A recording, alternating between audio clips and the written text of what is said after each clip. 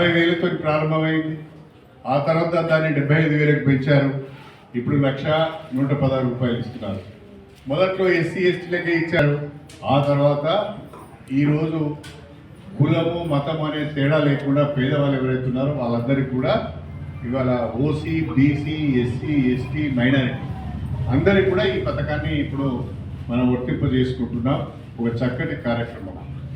మన ఒక్క మండలంలోనే ఈ పథకాన్ని ప్రవేశపెట్టిన నాటి నుండి నేటి వరకు దాదాపు 2,750 కుటుంబాలకు ఆర్థిక సాయం చేశాం.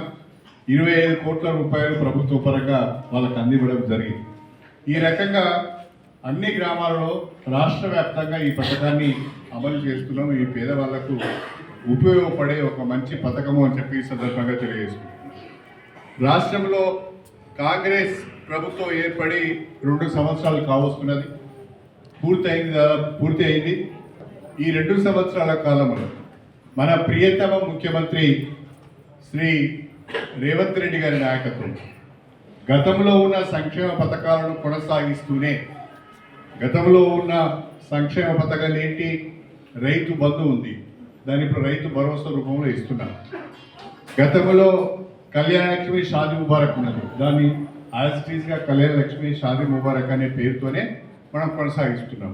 ఇది కాకుండా ఈ 2 సంవత్సరాల కాలంలో కాంగ్రెస్ ప్రభుత్వం పేద ప్రజలను దృష్టిలో పెట్టుకొని, మహిళలను దృష్టిలో పెట్టుకొని అనేక మంచి కార్యక్రమాలు చేపట్టింది. ప్రధానంగా అధికారంలోకి రాగానే మొట్టమొదటిగా మహిళలందరికీ ఆర్టీసీ బస్సులలో ఉచితంగా ప్రయాణం చేసే ఒక చక్కటి అవకాశాన్ని కల్పించింది. చాలామంది మహిళలు ఇప్పుడు ఆ ఉచిత బస్సు ప్రయాణాన్ని వాడుకుంటున్నారు. అదేవిధంగా మహిళలందరికీ ఎవరైతే గృహజ్యోతి పథకం కింద ఎవరైతే నెలకు 200 యూనిట్ల లోపు ఇంటి అవసరాల కొరకు కరెంటు వాడుకుంటున్నారో వాళ్ళకు ఫ్రీగా కరెంట్ ఇస్తున్నారు. 0 బిల్స్ వస్తున్నాయి. గృహజ్యోతి కింద చాలామందికి ఇవాళ 0 బిల్స్ వస్తున్నాయి. ఇక్కడ చాలామంది పేదవాళ్ళే ఉన్నారు. గృహజ్యోతి కింద 0 బిల్స్ వచ్చిన చేతులు ఎత్తండి. అమ్మో, అందరికి వస్తా. ఇవాళ మన ఇంటికి కూడా ఫ్రీ పవర్ వచ్చింది.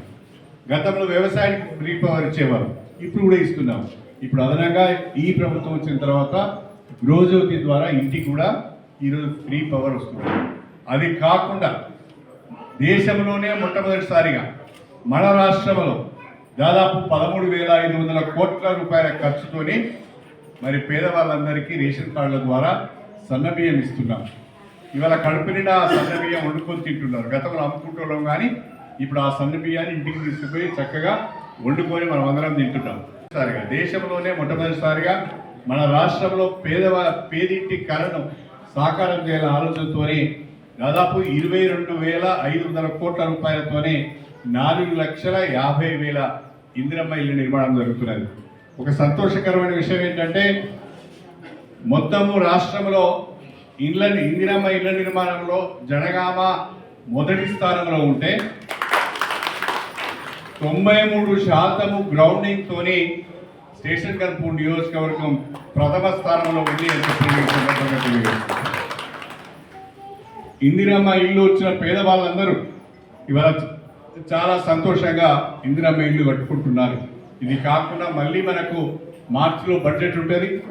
ఏప్రిల్లో మళ్ళీ మన నియోజకవర్గానికి ఒక 3,500 ఇందిరమ్మ ఇల్లు రాబోతున్నాయి. ఇవన్నీ కూడా ఇల్లు లేని నిరుపేదలు ఎవరైతే ఉన్నారో, పేదవాళ్ళు ఎవరైతే ఉన్నారో వాళ్ళకు మళ్ళా మనం ఇందిరమ్మ ఇల్లు రెండో విడత మంజూరు చేసుకునే అవకాశం ఉంది అని చెప్పి నేను ఈ సందర్భంగా తెలియజేస్తున్నాను. అది కాకుండా ప్రత్యేకంగా మన ముఖ్యమంత్రి గారికి ధన్యవాదాలు చెప్పుకోవాలి. స్టేషన్ కర్పూర్ నియోజకవర్గం పైన ఉన్న ప్రత్యేకమైన ప్రేమతో ఇప్పటి వరకు దాదాపుగా 1,400 కోట్ల పైచిలుకు నిధులు మన నియోజకవర్గానికి ఇచ్చారు. మొన్న ఎవరో జనగామల ఒక పార్టీ వాళ్ళు ఒక మీటింగ్ పెట్టుకొని మాట్లాడుతున్నారు. ఎంత నిస్సిగ్గుగా మాట్లాడుతున్నారంటే, ఎంత నిస్సిగ్గుగా ఆధారాలు లేకుండా అవాస్తవాలు ప్రజలకు చెప్తున్నారు అంటే నిజంగా కూడా మన అందరం కూడా ఆశ్చర్యపోయే విషయం. ఒక ఆయన అంటాడు, మేమున్నప్పుడే హాస్పిటల్ తెచ్చామని. నేను మా మీడియా మిత్రులందరికీ ఇక్కడ నా పార్టీ ఆఫీస్లో సమావేశాన్ని పెట్టి వాళ్ళకి జీవో కాపీలు కూడా ఇచ్చినాను. ఆ చదువురాని వాళ్లకు మీరు దయచేసి ఆ జీవో కాపీ చూపించండి అని చెప్పి మా మీడియా మిత్రులను కోరుతున్నా. జనవరి 2025లో 24లో వచ్చినాయి ఇవన్నీ. నేను 2023లో ఎమ్మెల్యే ఎన్నికైన తర్వాత వచ్చిన జీవోలను మాత్రమే నేను మీడియా వాళ్ళకి ఇచ్చాను. అంతకుముందు మంజూరైన ఏవి కూడా నేను మీడియా వాళ్ళకి ఇవ్వలేదు.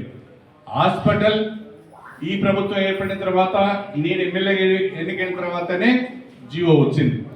హాస్పిటల్కి సంబంధించిన ఆర్టీసీ ల్యాండ్ హాస్పిటల్కి ట్రాన్స్ఫర్ అయింది కూడా నేను ఎమ్మెల్యే అయిన తర్వాతనే అయింది. ఇప్పుడు కన్స్ట్రక్షన్ కూడా ఇప్పుడు మనం ఎమ్మెల్యే అయిన తర్వాతనే కన్స్ట్రక్షన్ కూడా స్టార్ట్ అయింది. అయితే వాళ్ళే చెప్తారు హాస్పిటల్ మేమే తెచ్చినామని చెప్తారు. వాళ్ళు తెచ్చిన హాస్పిటల్ పేపర్ మీదనే ఉన్నది. ఆ ప్రభుత్వం పోగానే ఆ పేపర్ కూడా పోయింది, అవన్నీ కూడా క్యాన్సిల్ అయినాయి. మళ్ళీ ఫ్రెష్గా మనం శాంక్షన్ తెచ్చుకున్నాం.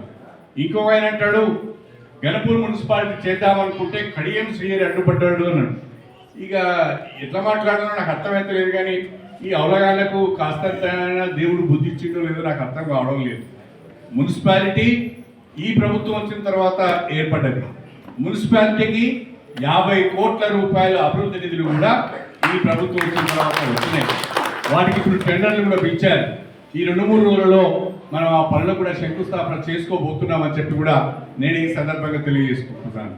వాళ్ళ దగ్గర ఉన్న సాక్ష్యాలు మీడియా ముందు పెట్టకుండా, ప్రజలకు చెప్పకుండా ఎంత సిగ్గు లేకుండా మాట్లాడుతున్నారు అంటే, నిజంగా కూడా వాళ్ళు మాట్లాడే భాష కానీ వాళ్ళు చెప్పే అసత్యాలు కానీ మనం మాట్లాడుకోవడానికి కూడా ఇబ్బందిగా ఉంది అని చెప్పి నేను ఈ సందర్భంగా తెలియజేసుకుంటున్నాను.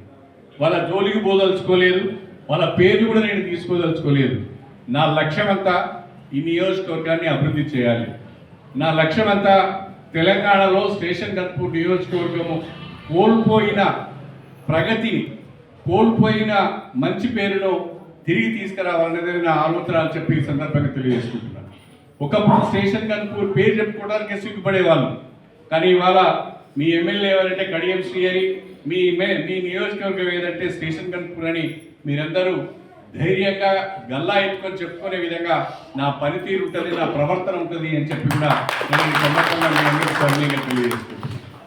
ఈరోజు ఈ ప్రభుత్వం అనేక రకాలైన ఆర్థిక ఒడిదుడుకులను ఇబ్బందులు ఎదుర్కొంటూ కూడా గత ప్రభుత్వం ప్రవేశపెట్టిన సంక్షేమ పథకాలను కొనసాగిస్తూనే కొత్త సంక్షేమ పథకాలను తీసుకొచ్చింది.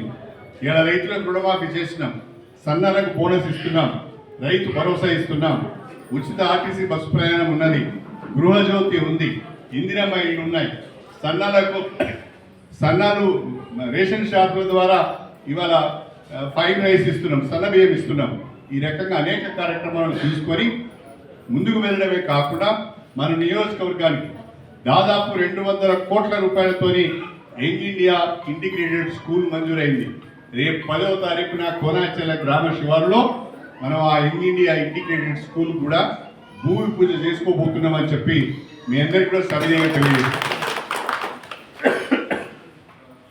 ఈ నియోజకవర్గ ప్రజలను, అదేవిధంగా ప్రజాప్రతినిధులను, నూతనంగా ఎన్నికైన సర్పంచులందరినీ కూడా అభివృద్ధిలో భాగస్వాములు కావాలని నేను కోరుకుంటున్నాను. ఎన్నికల సందర్భంలో రాజకీయాలు, ఎన్నికలు అయిన తర్వాత అందరం కూడా గ్రామ అభివృద్ధి కొరకు, నియోజకవర్గ అభివృద్ధి కొరకు పాటుపడాలి. దానికి నా పూర్తి సహాయ సహకారం ఉంటుందని ఈ సందర్భంగా సవినయంగా తెలియజేసుకుంటూ మరొకసారి మీ అందరికీ నా నమస్కారాలు తెలియజేసుకుంటూ సెలవు తీసుకుంటాను. అందరికీ నమస్కారం. చరిత్ర సృష్టించినోడు ఇప్పుడు ఆ చరిత్రని తిరగరాయబోతున్నాడు. అబద్ధాల గోడల్ని బద్దలు కొట్టి నిజాలను రాగా మీ ముందుంచబోతున్నాడు. నిజమైన వార్తల కోసం వెంటనే డౌన్లోడ్ చేసుకోండి రా యాప్ని.